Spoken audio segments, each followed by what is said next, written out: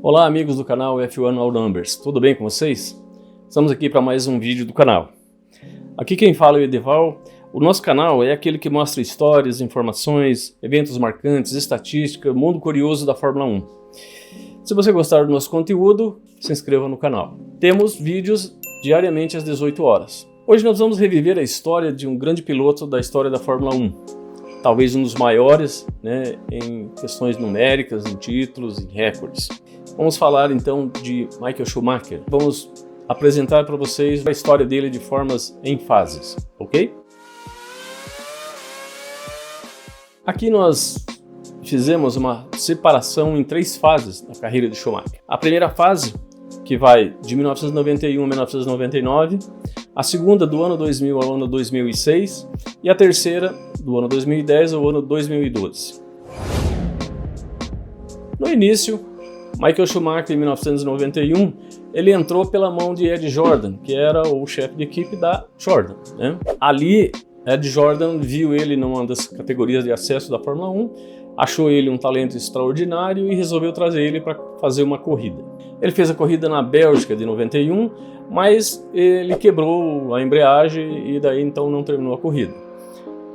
Acontece que a Benetton, vendo ali aquela movimentação, resolveu então chamar Michael Schumacher para correr na Benetton. Naquele ano a Benetton estava com Nelson Piquet e Roberto Pupo Moreno. Então, o que aconteceu? Sobrou para o Moreno, o nosso piloto brasileiro. A Benetton então contratou Schumacher e ele começou então a correr pela equipe. Naquele ano também já estava no meio da temporada, já tinha passado um tempo, então ele estava ali então para se adaptar ao carro e à equipe, etc. Moreno ficou sem emprego e Nelson Piquet então foi até o fim da temporada e depois então se retirou. É interessante ter uma história que conta que por que Schumacher foi convidado para vir para correr lá na Jordan. Porque o piloto da Jordan, Bertrand Gachot, ele foi preso lá depois que se envolveu numa briga de trânsito com alguém e ele ficou realmente preso na semana do GP da Bélgica. E então, o que aconteceu, Enquanto Bertrand Gachot estava preso, Michael Schumacher estava correndo no carro dele. Mas então a entrada na Fórmula 1 a gente considera como real aquilo que aconteceu a partir da Benetton, porque ele só correu uma corrida pela Jordan. Para chegar na Fórmula 1, então, a Mercedes ele deu um patrocínio. Lembrar, a Mercedes, construtora de automóveis. Não existia Mercedes Fórmula 1 naquele tempo. A Mercedes, que é alemã, então resolveu patrocinar o piloto alemão ali com um chequinho de 150 mil euros para poder ingressar o seu piloto Michael Schumacher na Fórmula 1. Nessa primeira fase, então, da carreira, que começou em 91, já começou a dar os seus primeiros resultados na segunda corrida, quando ele já fez pontos, na segunda corrida de 91. Em 92, ele fez vários pódios, Fez 8 pódios, fez uma série de resultados interessantes. 92, então, foi um ano assim que foi apresentado o cartão de visitas do grande campeão. 92, depois 93, da mesma forma, ele estava sempre à frente.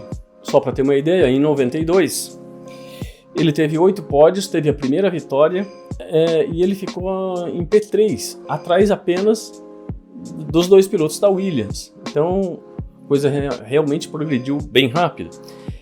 Em 93, ele teve 9 pódios. Todas as corridas que ele terminou, ele estava no pódio. Algumas ele quebrou, mas as que ele terminou, ele estava no pódio. Em 94 veio aquela temporada trágica, pela morte de Ayrton Senna. De repente, o Damon Hill ficou órfão ali, como piloto que era segundo, passou a ser primeiro. A Benetton, então, tinha, naquele ano, houveram muitas questões a respeito da legalidade de seus equipamentos eletrônicos, que tinha sido banido no regulamento daquele ano. Houveram recursos, etc. Michael Schumacher perdeu duas corridas por conta dessas punições, mas no final do ano, em 94, ainda assim foi campeão. Embora com aquelas questões que todo mundo já conhece, quando ele chegou na última corrida, estava ali então disputando o título, ele estava com um ponto à frente. Então, o que aconteceu? Ele tirou de maneira proposital, quem diz isso é a FIA, Ele tirou o Damon Hill de forma proposital e dali aconteceu que ele foi campeão porque Damon Hill não conseguiu mais correr e não pontuou naquele ano mais. Algumas pessoas perguntam por que então Damon Hill não foi punido, etc, etc. Muitas questões podem ser tiradas daí, né? Em 94, a categoria tinha perdido 2 pilotos. Se ela tivesse que punir, vamos supor, o Michael Schumacher de uma forma muito grave, né? Pode ser que ele se desinteressasse pela Fórmula 1, fosse para a Fórmula Indy, para outro lugar. E eu não sei, é só uma visão, pode ser que eu esteja enganado. Que então resolveram não punir Schumacher naquele ano. Da mesma forma, né, que fizeram em 97. Essa é a grande dúvida que muitas pessoas perguntam. Em 95 a temporada foi tranquila, ele foi bicampeão, a Benetton ali na frente, não tinha muita... E não houve grandes diferenças de pontos e não houve problemas nenhum em 95. Em 96, a Williams estava na frente, estava no topo, né, em 96. Ali era o ano de Damon Hill, então que se tornou campeão. Em 97, a Williams também continuava forte. E ali já estava no segundo ano Jacques Villeneuve, que tinha estreado muito bem em 96. Então, 97, o campeonato foi decidido da forma Schumacher, né? Daquela mesma forma de 94. Mas nesse ano a FIA resolveu então punir Mark Schumacher, desclassificando ele de todos os resultados do ano. Então, Michael Schumacher não perdeu toda a pontuação e tal, e ficou como desclassificado do campeonato. Porém, há que se registrar que no seu currículo constam todas as vitórias que ele fez em 97, todas as voltas rápidas que ele fez em 97. Quer dizer, puniram, mas não deu em nada porque o campeão foi Jacques Villeneuve, né? O tiro saiu pela culatra. Mas enfim, essa mancha no currículo de Schumacher, mesmo seus fãs, os seus admiradores, não negam essa questão aí que aconteceu. Em 98, a McLaren estava no topo, né? A McLaren tinha ali o talento de Mika Häkkinen, que somente após o acidente grave que ele teve, é uma coisa engraçada, né? Ele teve um acidente grave em 96, aí a partir de 97 começou a ganhar e tal, e foi campeão em 98 e 99. Em 99 aconteceu algo assim que talvez tenha mudado um pouco a cabeça dele, que foi o acidente que ele sofreu, quebrou uma perna, ficou boa parte no final do campeonato ficou de fora. Naquele ano, aí Ed Irvine começou a se destacar e, né, conta a lenda, eu não sei, né, se ninguém nunca vai confirmar, que ninguém queria na Ferrari que Ed Irvine fosse campeão pela Ferrari. Então o que aconteceu? Mika Häkkinen, que não tem nada a ver com isso, estava lá para ganhar o título de campeão do ano. Essa é o que eu chamo de fim da primeira fase, né? Aquela fase de aprendizado, crescimento, aquela fase muito impulsiva, muito emotiva, na base as coisas se resolviam do jeito dele, do jeito impulsivo, né? Para mim aquilo, na minha visão, né, aconteceu que o fim de 99, depois dele ter perdido o título de 97, depois dele não ter ganho o de 98, depois de ter se acidentado em 99, aí então eu acredito que isso deve ter mudado um pouco a cabeça do Schumacher.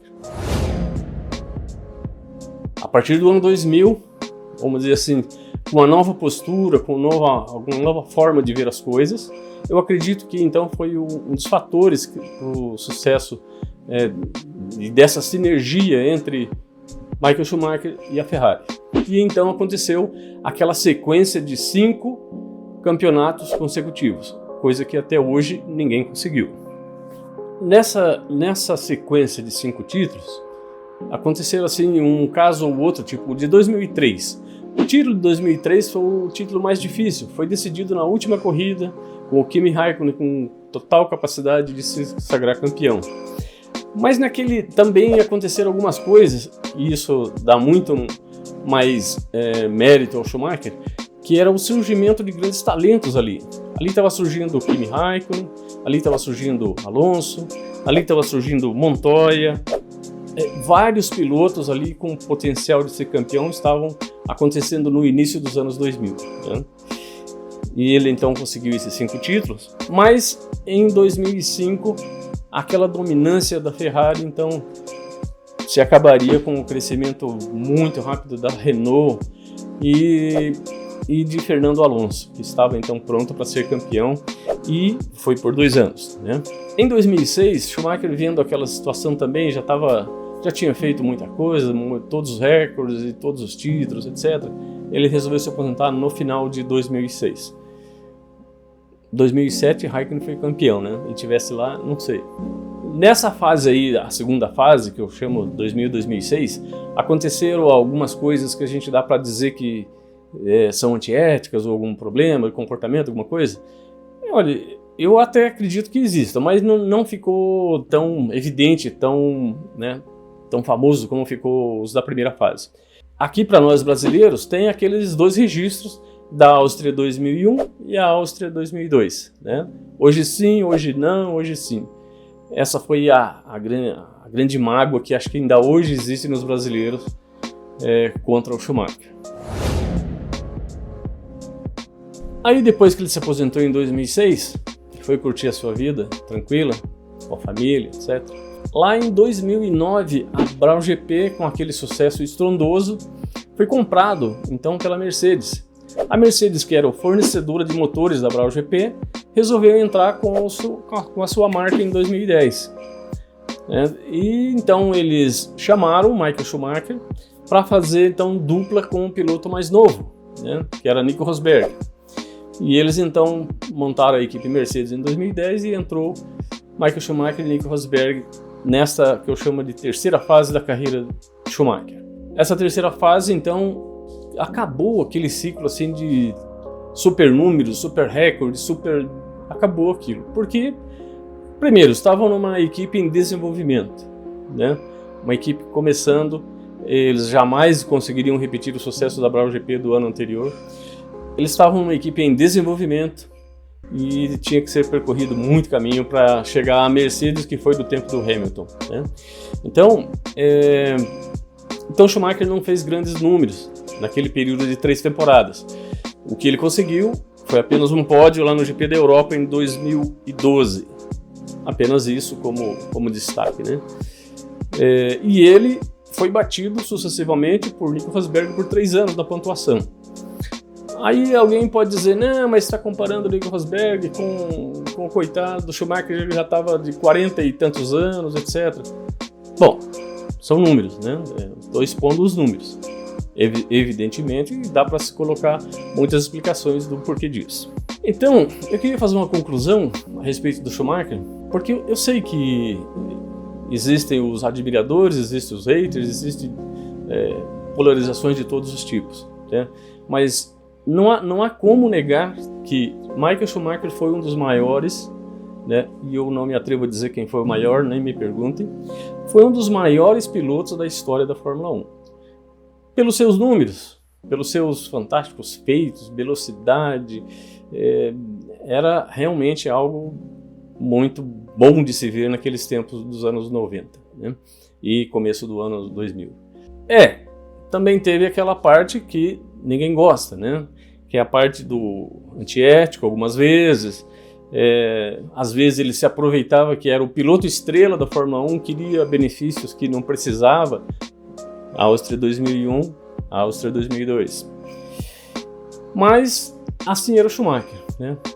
Ele era bom, talentoso, impulsivo, né? Mais impulsivo na fase 1, depois um pouco menos na fase 2, e na fase 3 ele estava só curtindo lá, né? Não queria mais briga com ninguém. Assim então eu termino esse vídeo dizendo que nós teríamos outros aí na sequência com talentos da Fórmula 1 e eu queria convidar você a participar, comentar, fazer a sua opinião, traga aí, a gente faz o possível para colocar todo mundo envolvido no conhecimento, no crescimento de assuntos da Fórmula 1, que é o que a gente gosta, tá bom? Obrigado pela atenção, deixa seu like se você gostou, se inscreva no canal e agradecemos aí a sua atenção até aqui, tá bom? Obrigado, até a próxima.